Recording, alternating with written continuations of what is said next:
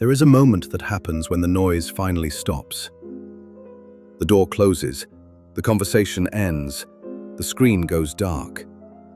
For the first time all day, there is no one asking anything from you, no one watching, no one waiting for a response. You would think this would feel like freedom. But for many people, it feels strangely uncomfortable. The room has not changed. Nothing dangerous has entered it, and yet the silence begins to feel heavier than it should.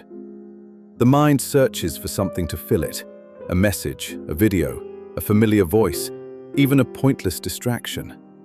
Anything that prevents the moment from becoming too quiet. We usually call this loneliness, but loneliness is only part of the answer.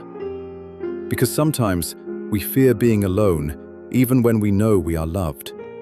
Even when friends are only a phone call away, even when the solitude is temporary, chosen, and completely safe. So perhaps the real fear is not that no one else is present. Perhaps the real fear is what becomes present when everyone else is gone.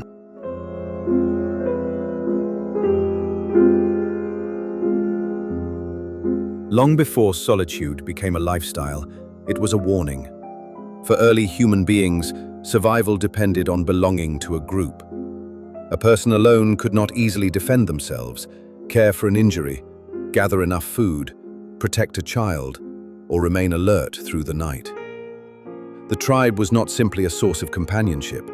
It was shelter, security, knowledge, and survival itself. To be separated from others meant exposure, and the human nervous system learned this lesson deeply. It learned that distance from the group could mean danger, rejection could mean vulnerability, exile could mean death. That ancient environment no longer surrounds us, but the alarm it created still does. This is why social exclusion can feel so intense. The mind may understand that being ignored at a gathering is not fatal. The body does not always make that distinction.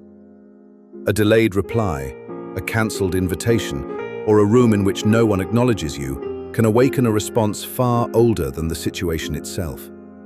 The fear is often disproportionate because it was designed for a different world. Your body is not only reacting to the present moment, it is reacting as though belonging still determines whether you survive the winter.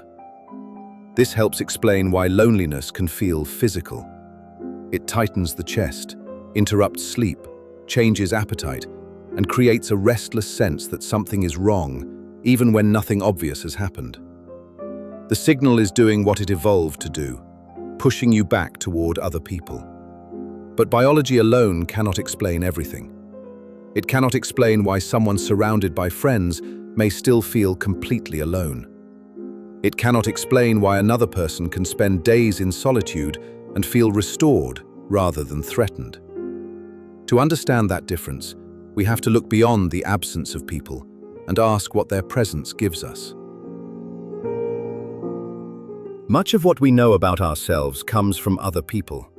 A child first learns who they are through the reactions of those around them. A smile tells them they are welcome. Praise tells them they are capable. Attention tells them they matter. Even disagreement helps define the boundaries of personality. As we grow older, the process becomes more sophisticated, but it never fully disappears. We become the reliable friend, the successful student, the funny one, the responsible sibling, the admired partner, the person everyone depends on. These identities may be genuine, but they are also social. They exist partly because someone else reflects them back to us. Other people become mirrors. Their reactions reassure us that the version of ourselves we are presenting is real. Then solitude removes the mirrors. No one laughs at the joke. No one notices the effort. No one confirms that you are useful, attractive, intelligent, generous, or important. The roles remain in memory, but for a moment they are no longer being reinforced. And beneath them appears a difficult question. Who are you when no one is responding to you? This is where being alone begins to feel less like an empty room and more like a test. Without an audience, some identities lose their shape. The person who always feels valuable while helping others may feel lost when no one needs them. The person who measures worth through attention may experience silence as disappearance. The person who has built a life around approval may discover that their confidence weakens the moment approval is unavailable. This does not mean the social self is false. Human beings are relational by nature, but it does mean that some people have never learned how to experience themselves without reflection. When the mirrors vanish, they do not merely feel unseen. They are no longer certain what there is to see. Much of what we know about ourselves comes from other people. A child first learns who they are through the reactions of those around them. A smile tells them they are welcome. Praise tells them they are capable. Attention tells them they matter.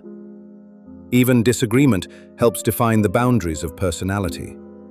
As we grow older, the process becomes more sophisticated, but it never fully disappears. We become the reliable friend, the successful student, the funny one, the responsible sibling, the admired partner, the person everyone depends on. These identities may be genuine, but they are also social. They exist partly because someone else reflects them back to us. Other people become mirrors. Their reactions reassure us that the version of ourselves we are presenting is real. Then solitude removes the mirrors. No one laughs at the joke. No one notices the effort. No one confirms that you are useful, attractive, intelligent, generous, or important. The roles remain in memory, but for a moment they are no longer being reinforced. And beneath them appears a difficult question. Who are you when no one is responding to you? This is where being alone begins to feel less like an empty room and more like a test. Without an audience, some identities lose their shape. The person who always feels valuable while helping others may feel lost when no one needs them.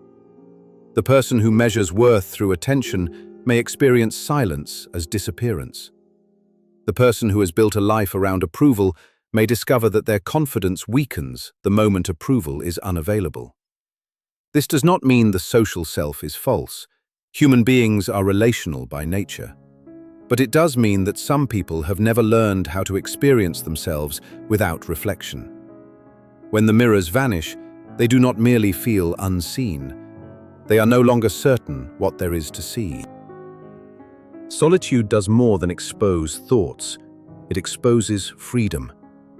When other people are present, it is easy to explain life through obligation. We say we had no choice because the family expected it, because the culture rewarded it, because everyone else was doing it, because circumstances pushed us in that direction. These explanations may be partly true. No one chooses in complete isolation from the world. But when a person is alone long enough, another possibility becomes difficult to ignore. Perhaps some parts of life remain unchanged because changing them would require a decision. That realization can be frightening. Freedom sounds desirable when imagined as limitless possibility. In practice, it carries responsibility. To choose one path is to abandon another. To define your values is to lose the protection of simply inheriting them. To admit that your life is partly yours to shape means accepting that passivity is also a choice. Other people can soften this burden. A crowd provides ready-made priorities. Trends tell us what to desire. Institutions provide schedules. Relationships create duties. Comparison offers a convenient map. Move toward whatever appears to make others admired. Alone, the map becomes less convincing. The question changes from "What is everyone doing?" to "What do I actually believe is worth doing?" That question can create a kind of vertigo, because the answer may require disappointment, uncertainty, or the destruction of an identity that once felt secure. Many people do not fear solitude because nothing happens there.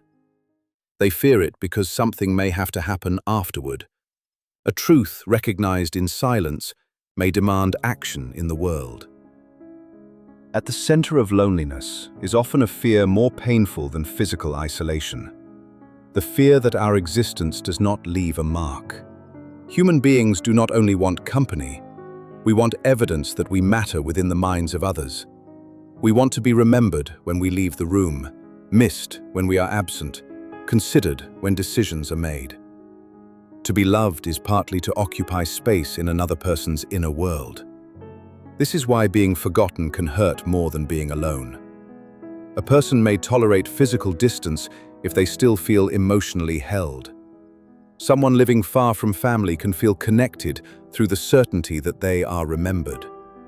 Another person can sit beside a partner and feel invisible because their thoughts, fears, and needs are never truly noticed. Loneliness, then, is not measured by the number of bodies nearby. It is measured by the absence of meaningful recognition. This also explains the power of modern visibility. Likes, views, replies, and notifications offer tiny confirmations that we have entered someone else's attention. For a moment, the fear of disappearing is relieved. The world responds. The self feels registered. But digital recognition is unstable. It must be renewed repeatedly. Yesterday's attention does not guarantee today's.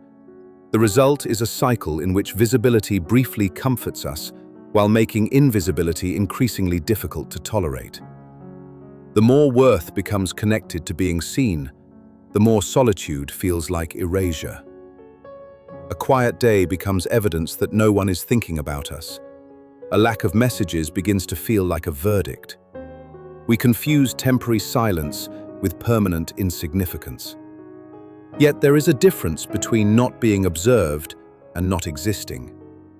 Learning that difference may be one of the hardest tasks of adulthood. Two people can sit in the same empty room and experience opposite things. One feels abandoned, the other feels restored. The difference is not simply whether someone is alone, it is whether their aloneness feels chosen, meaningful, and safe. Loneliness is the pain of wanting connection and feeling unable to reach it.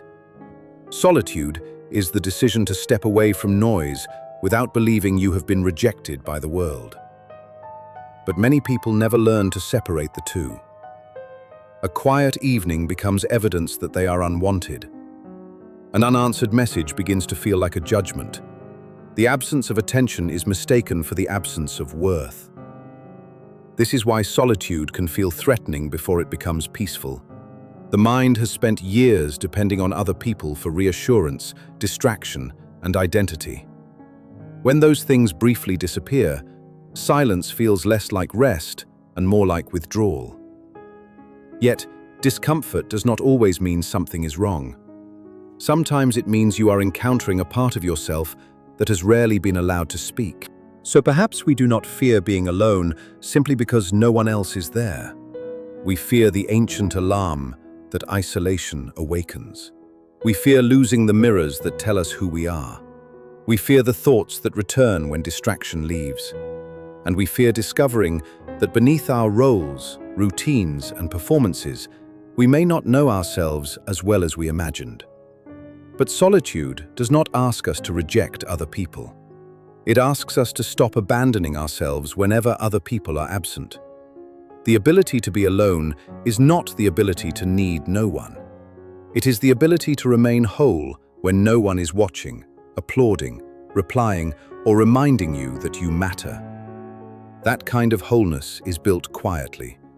It begins when you let a thought finish before reaching for a screen, when you take a walk without needing to document it, when you allow an experience to belong to you before offering it to an audience. At first, silence may feel like an empty room. Stay long enough and it becomes a mirror. Stay longer and it becomes a doorway. Because the opposite of loneliness is not constant company, it is connection. Connection with others, certainly, but also with the person who remains when the crowd disappears. Perhaps that is the final paradox. We spend so much of life fearing that we will end up alone while quietly leaving ourselves behind. And maybe learning to be alone is not about becoming comfortable with absence. Maybe it is about finally becoming present, not escaping the silence, not filling the silence, but realizing that the silence was never empty. You were there all along.